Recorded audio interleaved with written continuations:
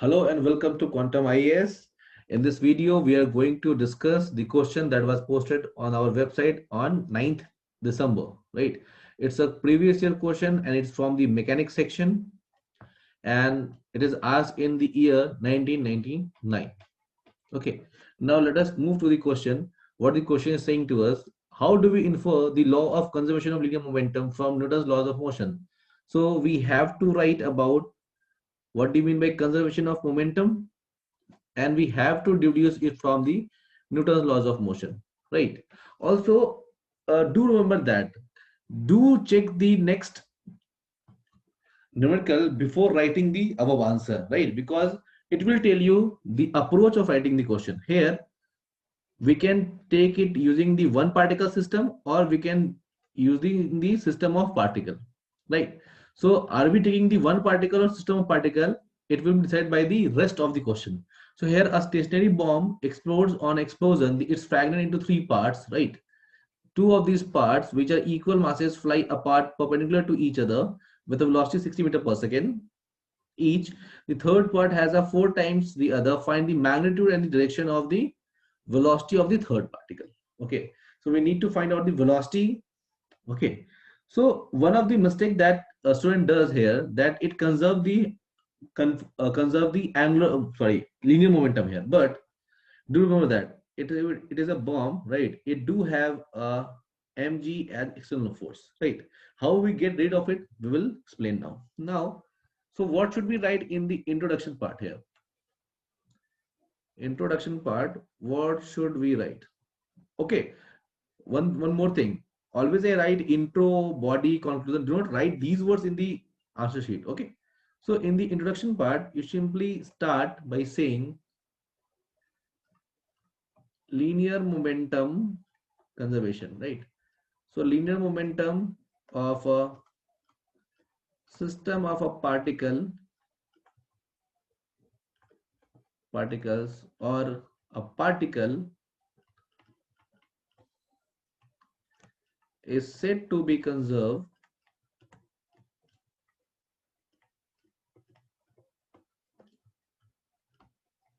when no external force is acting on it. Okay. Also, do remember this when we are trying to solve this question. This is a very easy question. Let me tell you one thing. Everyone who is watching this video is able to solve this question, especially the momentum conservation, the theoretical question. But here the catch is we have to solve it using the Newton's laws of motion, right? So we'll try to implement all of this motion in our answer writing. So how we will do that? Now let us consider n particles. Okay, so you can have m1, you can have m2, you can have m3, so on up to mn, right? So n particle you have. So if I want to write the ith particle, right? So what do you write? Fi internal force, right? Plus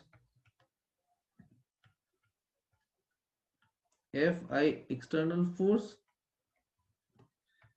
is equals to what?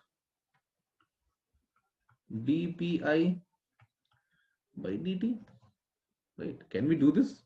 Right? You can check it out that the force on one first particle will be what? The first particle, internal force acting on the first particle plus the external force acting on the first particle will be equal to what? Rate of change of its linear momentum. And you can quote this. This is from the what? From second law of motion. Will, right? So you should write using, you can write it here also, using second law of motion. We know that what? F net is equals to what? dp by dt. Okay. F net equals to what? dp by dt. So we have used second law here. Now we can use the summation part here. See the how you write the answer, it's very important. Internal 1 I equals to 1 to n plus summation I1 to n fi external. Now we are adding, we are treating whole system of particle, right? So we are adding the all forces on it. That will be what? The pi by dt summation will be there also, I1 to n, right? So simply it can be written as d p by dt summation I equals to 1 to n pi vector, right? Now we say that the internal force acting on it is zero. How? Here also we will take the help of third law of motion. You should write in language, right? I am just explaining you how you can write. So using what? Third law of motion. What is third law of motion? Every action has an equal and opposite reaction. So the forces that are acting internally, for example, let's suppose if this is particle 1, if this is particle 2, and this is particle 3, I'm just explaining you. What happened? Particle 1 will exert force on this, F on 1 due to 2. Similarly, F on 2 due to 1. Right? Action reaction pair. Right? Here also force on 2 due to 3. And here also force on 3 due to 2. These are what? Action reaction pair. They will cancel out. They will also what? Cancel out. Similarly here force on 1 due to 3 and force on 3 due to 1 will be what? Action reaction pair, equal and opposite, so it will cancel out. So using third law of motion, you can say that all the internal forces are what? Zero, right? And using this, we can say that F external, right? This will become what? F external is equal to what? D P of the system that we are considering here, right? P net is what? System, or simply you can say P net by TT. So we will come to this conclusion that the external force is only, you should write one line, or you can write in the conclusion itself also. Now what we can, for energy conservation, we can write if net external force is zero, then what happened? Delta P net is what? Zero. Or you can say that P initial is equal to what? P final, and that is what we call the momentum conservation. Also, this is the case of what? Equilibrium. I think all of you know that the next nerve force acting on zero is what? Delta P naught is zero. P is, or you can say the momentum is conserved, right? Also, how can we connect this with the Newton's law of motion? So F is what? Equilibrium. So equilibrium talks about in what? Which form of law? First law. See, we have used all of the laws here, first, second, third here. So what it say? The body is at rest, will remain at rest, and the body at motion will remain at motion, uniform motion, unless acted by the external force. So if external force is zero, the state of the motion of the body will not change. And what is saying by this? What we call at conservation of momentum. Right. So do notice that you have to write these points. Right. Also, we'll talk about some points in the conclusion. We will keep some point in conclusion. Now let us move to the numerical part. So let's suppose,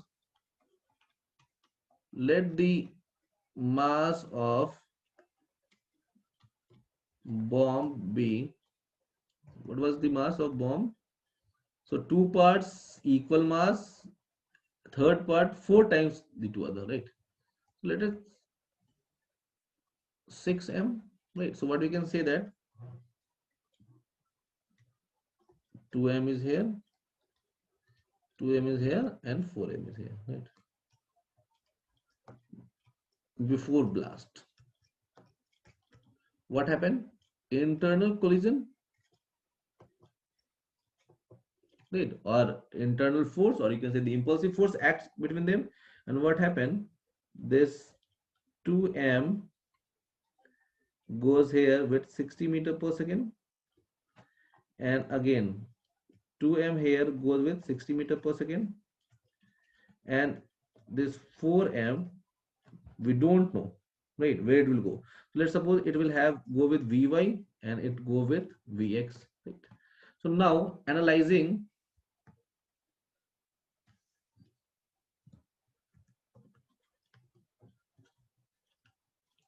analyzing x-axis, right? So if you analyze x-axis, the net x external force is 0. So we can say that momentum is conserved, that is P initial in x is equal to what? P final in x. So what was the P initial in x? So initially the bomb was at rest 0. Final is what? So you can say that 2m into 60 meter per second. This is, wait, it will be better, right? We will write the unit later, right? So 2m is the mass into 60 meter per second plus 4m into Vx. So from here, you get to know that Vx is equals to what?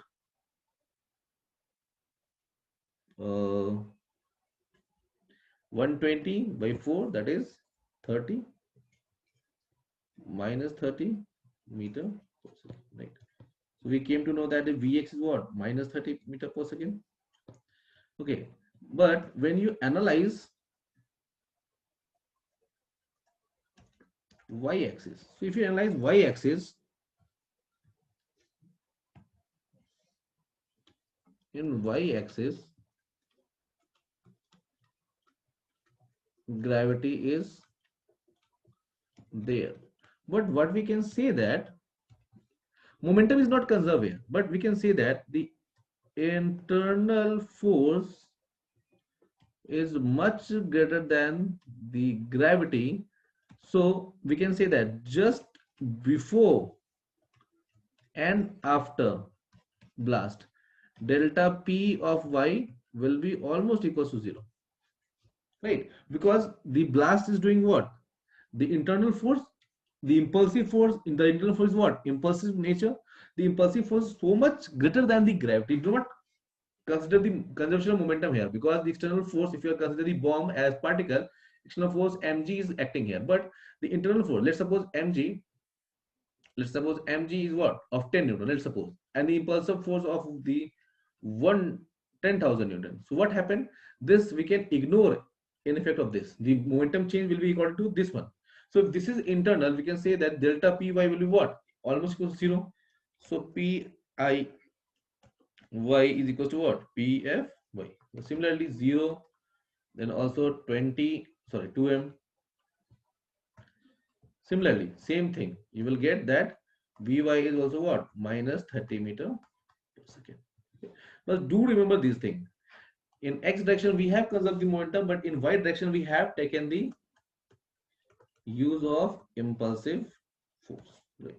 So these things can fetch your marks. These things can make you lose marks also. Right. So this question was very easy, right? Writing, but you have to write down the all of the laws with in respect to the conservation of momentum. Also, this question has to be solved not only for the numerical part, but also the physical sense should be clear, right? So we can write it as minus 30 I cap minus 30 j cap, right? If you want to do it here, so it will make what? 45-degree angle. You can simply find the theta. It will what? 45-degree angle with this one, or you can take it from this to 25, whatever you want to write, right? So this is the easy part, right? You have done this in your class 9th, 10th also, right? I'm not interested in doing this one. You know the vector rule. The important is that you should conserve momentum in x, and in y you should be able to write about the impulsive force. Also in the conclusion, what you can write? You can write that only external force can change the momentum of a system. That can we conclude that if external force is not there, internal force cannot change the momentum of the system, right? Also, what we can write, if